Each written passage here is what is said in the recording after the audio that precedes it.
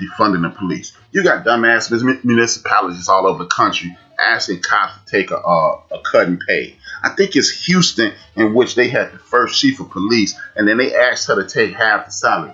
That is not what we're talking about. Again, this is raw, buck naked stupidity. This is raw, butt naked stupidity. I ain't trying to hear this, man. And another thing is this. The reason I'm not trying to hear is because there are far too many people on the Sean Hannity's, the fucker Carlson. Shout out to Karen Hunter, Dr. Greg Carr. And the Ann Coulters of the world, they try to use trickery, wizardry, and bullshittery. Excuse me, Reverend Dodd. Excuse me, Reverend Daniels. My pastors be listening, so I'm trying to cut down on the profane. And my man Ray Kev is a man of God too, so I'm trying to respect all of them, man. Excuse me, but y'all understand the colorful language.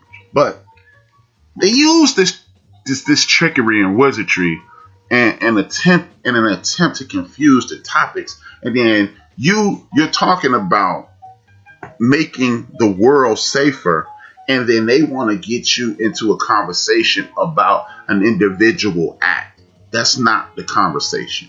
And that's what we have to learn to do. Engage in conversation, but stay on the path. If you don't understand what I'm saying, if you are a sports fan, turn on the Skip and Shannon show any day of the week. They could be talking about any topic under the sun. And when Skip gets cornered, he waits till one word is out of order and tries to derail the conversation about that one word. That's what Carlson and Coulter and Hannity and those people try to do. Taking you away from the point at large, never addressing the ineptitudes of the system. So, for all those who keep saying, hey man, this is BS, man, the system don't work, it ain't for us. It's not for us. But you know what? The United States of America wasn't for us, and look at it. As you heard at the top of the show, without us, there is no this. So don't allow people to take what is yours from what is rightfully yours from you by having you disengage, because our ancestors took over. Hey, at the end of Reconstruction, you had black senators, people in the House of Representatives, and things of that nature, and they came through and killed some of the brothers. Nobody ever paid for that crime, but we're stronger. We're a stronger nation. We have our feet up under us as a community now, as a culture now. So anybody who come through with that nonsense and that foolishness will be met with equal and opposite force. We didn't have the ability then.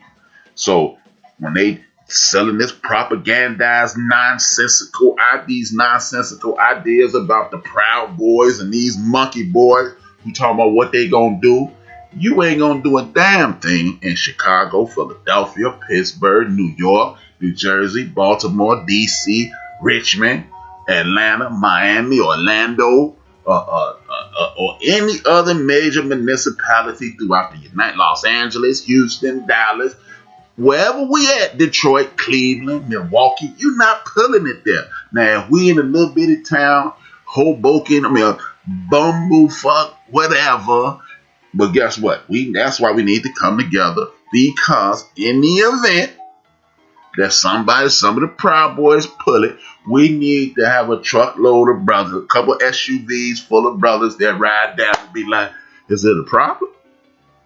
See, just like they got the Proud Boys, maybe we need to come up with the Black Proud Boys. We ain't here. Hey, we need somebody who living in the smoke section. They want the smoke. Like them brothers, shout out to them brothers, that black arms group that showed up in Atlanta, that showed up in Michigan, that showed up in Kentucky for Breonna, rest in peace, ancestor. They said, hey, we ain't having none of that. See, people are used to that old trope, man, black folks be cowering. That's a lie too, because if you continue to listen to my show, at the top of every show and at the bottom of every show, I'm gonna do some wellness, health and wellness. I'm gonna do some black history, and at the bottom of the show, I'm gonna do some more black history. Because I'm going to tell y'all, man, get that out your mind that your ancestors were cowards and cowered away. Look, there were over 3,600 slave revolts, 3,600 that you, as an educated person, did not know about.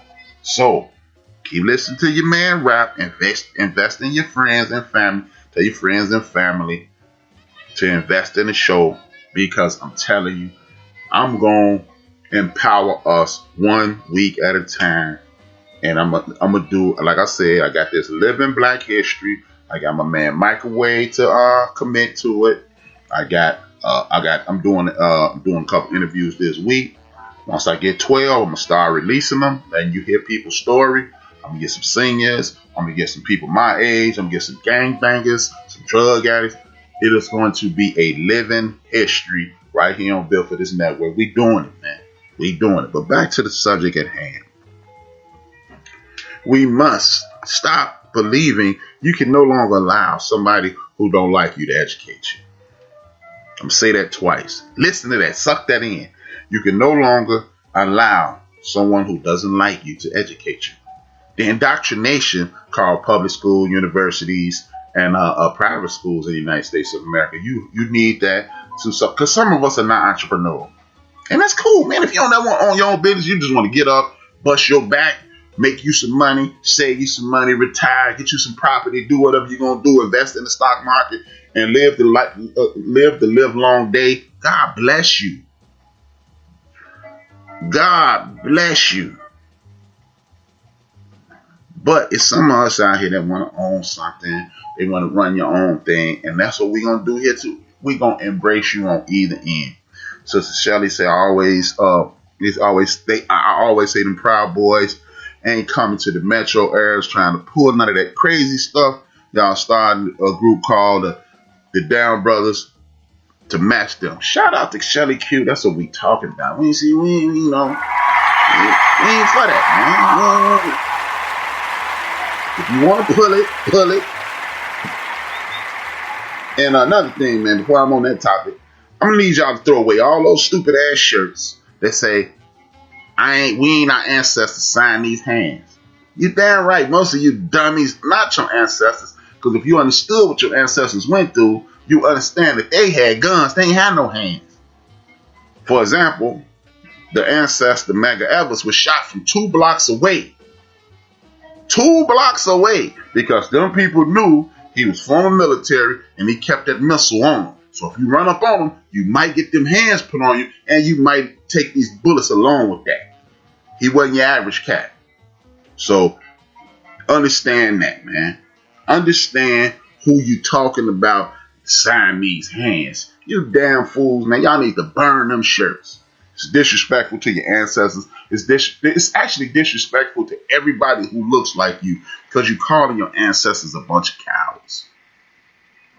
Back to this topic at hand, man.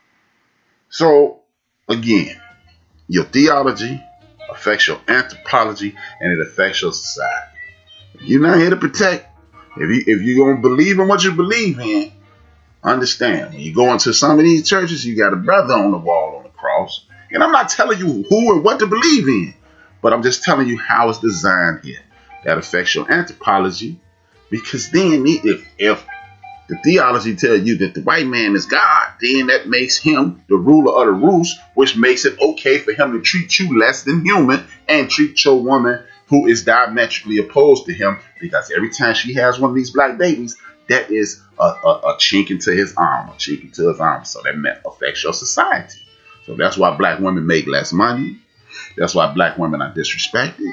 That's why black women are on the bottom of the food chain. So you ain't got to take it from rap. All you got to do is walk up to your woman or your sister or your mom or your aunt or whatever and ask them how much you make. Turn to your uncle who's equivalent to age, equivalent of capabilities, and I bet you he made more money than her.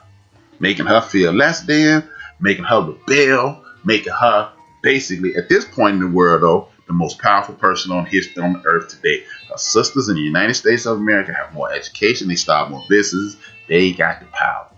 So you better hitch your wagon to a good person and then she will empower you. I am living proof. Period. Now,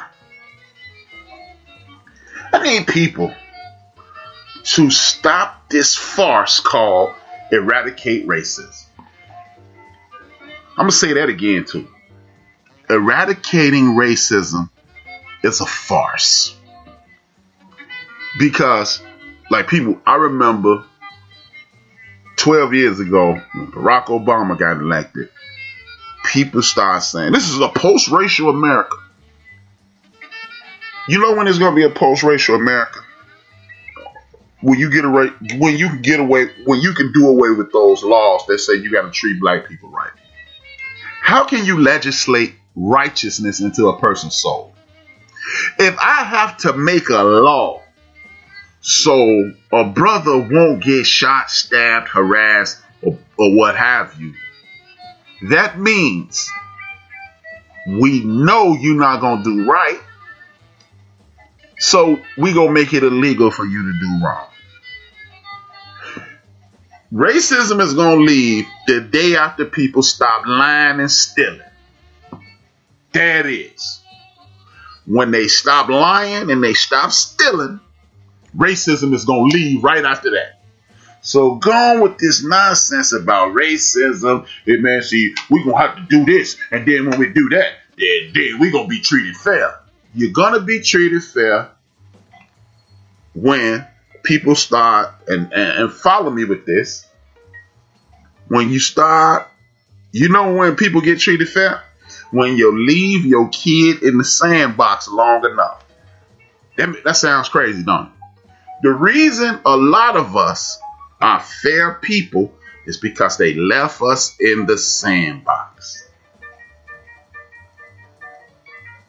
What does that mean? When you were a kid playing in the sandlot or the play lot or wherever you played, cut a kid in line, you were getting popped. You disrespect the kid, the other kids might push on you. If you didn't share, you getting whooped. Every once in a while, some doofus broke a bottle or something in the sand, so you had to be careful about where you went. The sandbox teaches you these things in life. And all those of us who played in the playground a lot when we were kids, we not bullies. We treat people with respect. We know how to share. You know how to wait your turn. All of that. You rarely see a fight in the sandlot. And when you see a fight where little kids are, it's because one of the little kids stepped out of line. Your president, they took him out the sandbox at birth. He never said it. People like Bill Gates, these entitled people, you can tell they never played with a bunch of kids. Because if you mistreat a kid, he's gonna hit you. You don't have to teach a kid that. And when it's his turn, he needs his turn, or it's gonna be something gonna happen to you. They might throw a temper tantrum and throw something at you. All right, it's your turn. If you are a fair and a righteous person, you've all had that happen to you. It's my turn. You just had a turn. No, you didn't. Pow! He hit me. Why? I don't know. Why you hit him? Because he took my turn. Why you take his turn? It's kids, man. If you take a kid out the sandbox too soon, or you create these everybody get a trophy rules, then see, that's why these everybody get a trophy participation trophies, they don't teach you balance in life because you think you're entitled to the reward. No, you must work hard, be efficient, and be the best, or do your best to be the best, and then you'll be rewarded at that. And if you are not good enough to be rewarded at that, there's something you're good at, and you'll be rewarded for that. The sandbox teaches you that. You don't know how to build castles. Everybody gonna praise the little boy or little girl who can build a castle. If yours look horrible, yours suck. Kids ain't got no filter, but these are things you're taught as a little person. Nobody teaches kids about fair. And if you break ranks, a kid will punish you. You don't teach that. That's